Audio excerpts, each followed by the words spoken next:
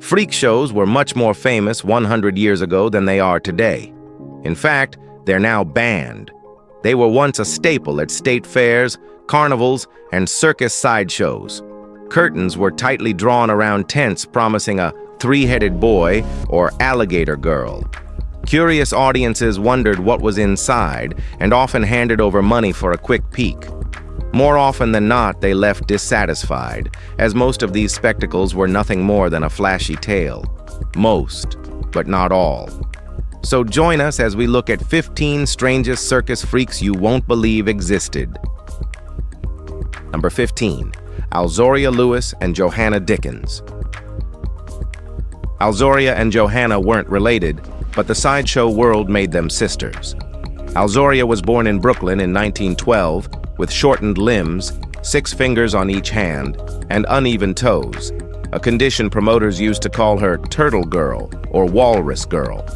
These promoters then built stories about swamps, curses, and southern folklore around her, none of it true. Johanna, born in the 1920s, was a dwarf known as the Bear Girl, her act built on costume and charisma. Together, they became a staple at Coney Island through the 1930s to 50s, sharing stages, spotlights, and survival. Under those hot bulbs, they turned gawking into a paycheck and cruelty into endurance. Crowds came to stare. They came to work. The banners lied, but the women didn't. They stayed, earned, and lived through an era that fed on difference. There were not cis by blood, but by the grind. They carved strength from spectacle and kept going when the shows ended. Number 14. Vivian Wheeler. Vivian was never given a choice. Not about her body, not about her name, not about anything. Born in 1948, intersex, she was cut up by surgeons before she could speak. Her mother held her, her father sold her. By 5, she was already standing under tents, the tiny bearded child who earned her family's rent. The other women in the show helped her survive. They called her strong. She didn't believe it yet. When she went home, her father made her shave, like her own skin was something to be ashamed of. She grew older, changed her name to Melinda Maxey, found faith, found love, sometimes with men, sometimes not.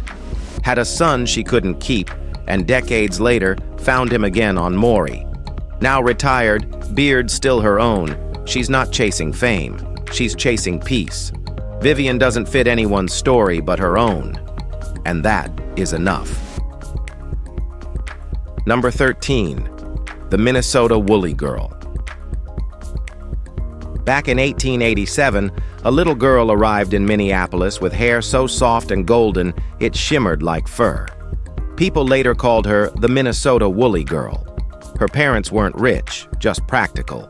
They realized folks would pay to see that 5-inch mane covering their daughter's face. By the time she was 5, strangers filled storefronts to meet her. They expected a sideshow creature and found a bright, laughing kid, as frolicsome as a kitten. Crowds grew, the hair reached 9 inches, and her parents rented shops across the Midwest to exhibit her beside one-man bands. She made money, plenty of it, but no peace. Without big circus backers, she stayed a hometown wonder, not an international one. When the noise finally bored her, she bought a small place in Dallas and walked away from show life. At 46, Alice Doherty died quietly, rich enough, still gentle, still the only American ever known to live entirely wrapped in golden hair. Number 12. Barbara Van Beck, the harpsichord beast.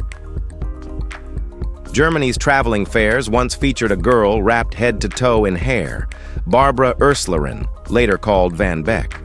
Her parents started exhibiting her before she could even write her name. She learned early that curiosity sells, but so does talent. Between long tours, she studied languages, mastered the harpsichord, and spoke with the grace of nobility. None of it mattered to the crowds. They paid to gawk, not to listen. Some men treated her as a sideshow prize. One demanded she undress in Paris just to prove she existed. She married Johann Van Beck, hoping for safety, and found another ringmaster instead. In 1660, he paraded her through France, calling himself her agent, asking officials for permission to show his prodigy. Physicians dissected her dignity, debating whether she came from apes. Then, after a London tour in 1668, the record of her life ends. A woman once famous across Europe simply vanished, maybe freed, maybe forgotten, but forever remembered beneath the shadow of unwanted hair. Number 11. Julia Pastrana. Julia Pastrana's life sounds like a tragedy written by cruelty itself. She was born in 1834 in Mexico and had generalized hypertrichosis lanuginosa and gingival hyperplasia, conditions that covered her body in thick hair and enlarged her lips and gums. Despite this, Julia was gifted. She was fluent in 3 languages, graceful, and trained in music and dance. She could sing opera beautifully. Taken from an orphanage by the governor of Sinaloa, she was sent to New York and eventually toured the world as the Ape Woman and the ugliest woman alive. Crowds paid to stare, not to listen. In 1857, she married her manager, Theodore Lent, and soon became pregnant. Her baby, born with the same condition, died within days. Julia followed 5 days later at just 26. Lent then displayed their embalmed bodies in fairs and exhibitions for profit. Her remains weren't buried until 2013 in Mexico, finally given the dignity she never received alive. A woman of beauty and intelligence turned into a lesson about human cruelty. Number 10. Baron Pauci. Peppino Magro from Sicily never stayed small in spirit. Under the name Baron Pauci, he branded himself the world's smallest perfect man. As a child, he measured barely 15 inches tall and survived an earthquake that killed almost everyone around him. That survival story helped launch his fame. Coming to America, he joined Ringling Brothers, then Coney Island's Dreamland Circus sideshow, where attitude counted as much as appearance. Pauci wore tailored suits, smoked cigars longer than his arm, and lived louder than most full-sized men. He flirted shamelessly, drank hard, gambled constantly, and fought with anyone who tried to manage him. Audiences adored him for it. In 1931, he married Mavis Lane, a 5-foot woman with patience and humor that barely survived his chaos. By the mid-1930s, she'd left him, and he went back to Ringling, still strutting, still boasting, still magnetic. Peppino Magro proved confidence could outsize the body that carried it, leaving a legend bigger than his frame ever was. Number 9. Frank Lentini. Frank Lentini's birth terrified the midwife so much that she hid him under a bed. He was born in Sicily sometime in 1889 and had 3 legs, 4 feet, 16 toes, and 2 sets of genitals. Villagers called him cursed. Some said his mother brushed against a 3-legged table during pregnancy. But his 3rd leg wasn't superstition. It came from an undeveloped twin he absorbed in the womb. Lentini never hid. He embraced it. He tied the 3rd leg to one of his regular legs when it got too short. His mother made special clothes. His shoes were custom. In 1898, a puppeteer brought him to the U.S., where he joined Ringling Brothers and later Barnum. They called him the Great Lentini, the 3-legged footballer. He'd boot balls with his 3rd leg, making the crowd roar. When asked about it, he once said, "My mother didn't give birth to 2 children. More than 1, but not 2. He lived with pride and died in 1966, unforgettable. Number 8. The Elephant Face Girl. Nobody ever really asked Anita what she wanted. They just saw her face, covered in massive growths likely caused by neurofibromatosis, and gave her a name, the Elephant Face Girl. It stuck. The name screamed through flyers, echoed inside tents, and followed her everywhere. Her life never made headlines, but her face did. She ended up in Ripley's Believe It or Not, where she stood in silence while strangers flooded past. No acts, no tricks. Just stillness. Just Anita. People stared, some laughed, some turned away. She didn't flinch, she didn't perform. There was something strangely graceful in her quiet refusal to hide. She let them see but never begged to be understood. Her story disappeared in the years after, but people remembered her, not because of her condition, but because of the dignity with which she held it. She didn't ask for the stage, but when it came, she didn't blink. She stood there and never backed down. Number 7. The Sacred Hairy Family of Burma. Stories from Burma's royal court tell of a boy named Shui Maong, gifted to the king because his body was blanketed in hair. He made the king laugh, earned favor, and was granted a wife. Their children were the same, each generation bearing at least one child with the same strange beauty. Visitors called them the Sacred Hairy Family. Decades later, an Italian officer convinced them to tour Europe, promising fortune. They performed in London, Paris, and across America beneath Barnum's lights.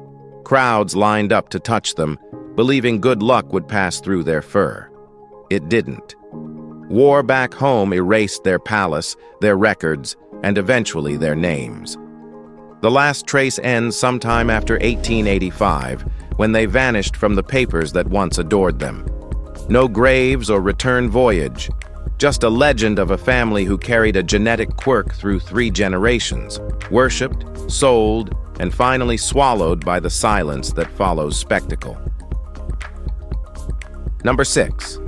The Man with Hanging Skin. Arthur Lewes didn't talk much. In fact, when Ripley's hired him in 1933, he just stood there. One man, one face. That was enough. His skin drooped in heavy folds over his cheeks, chin, and neck, hanging like soaked fabric. Arthur had neurofibromatosis, a rare condition that disfigures nerves and tissue into bulbous growths. But this wasn't a man trying to shock. He wasn't selling horror. No speeches, no slogans, just presence. People gasped. Some looked away. Others stared for too long. Arthur kept showing up, day after day, standing still as the stares rolled in. He never let it define him. He never tried to soften it. He let people see exactly what they came for, and maybe a little more. He stayed with Ripley's for years. Last reported alive in 1991, supposedly 97 years old. A man who lived nearly a century with the kind of face most people fear to imagine. He didn't flinch, and that silence said everything. Okay, guys, now, let's move to Number 5. Josephine Clofulia. Josephine Boisdechen, later Josephine Clofulia, was born in Switzerland in 1831, her tiny face already covered in soft hair. By 2, she had a full beard.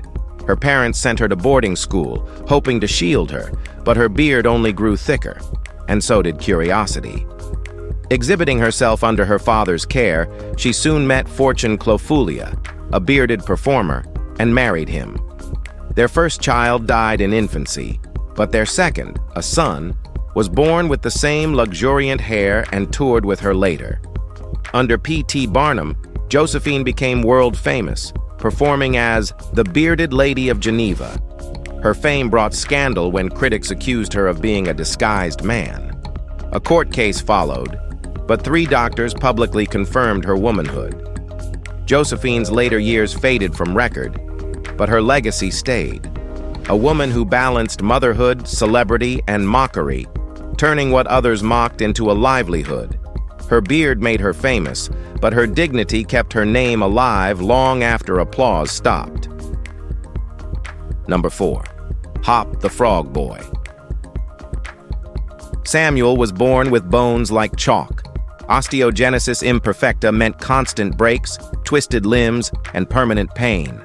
But in 1893, he rolled into the Chicago World's Fair, not hidden in shame, but on display. They called him Hop the Frog Boy, mocking his crouched gait and stiff joints. But Sam flipped it. He made the act his own. Crawling on all fours, he leaned into the grotesque and carved a space no one else could claim. He wasn't just stared at, he controlled the stare. Behind the flyers was a harder story. His first wife died giving birth. Their baby survived.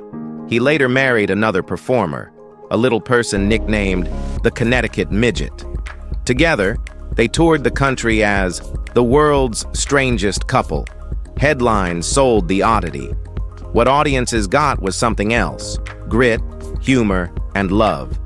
Sam didn't beg for pity. He turned broken bones into a stage. The world called him a freak, but he outlived the label and kept moving forward. Number 3. Clementine Delate. Clementine Delay of Lorraine, France, turned her beard into a personal trademark rather than a curse. Married to a baker, she ran a small cafe and shaved regularly until a wager changed everything. After seeing another bearded woman at a fair, she bet her husband she could grow a better one. She won, and the customers kept coming. Soon the bakery was renamed Café de la Femme Barbue, the cafe of the bearded woman. Clementine embraced her fame with humor and confidence. She secured official permission in 1904 to wear men's clothes, though she still preferred skirts and lace when cycling through town. She and her husband adopted a daughter and became local celebrities admired for warmth and wit.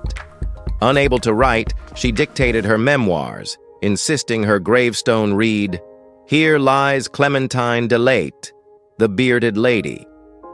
She kept her beard immaculate until her death, a woman who proved charm, intelligence, and humor could outshine mockery, one magnificent whisker at a time. All right, now, let's move to Number 2. The Petrified Man of Florida.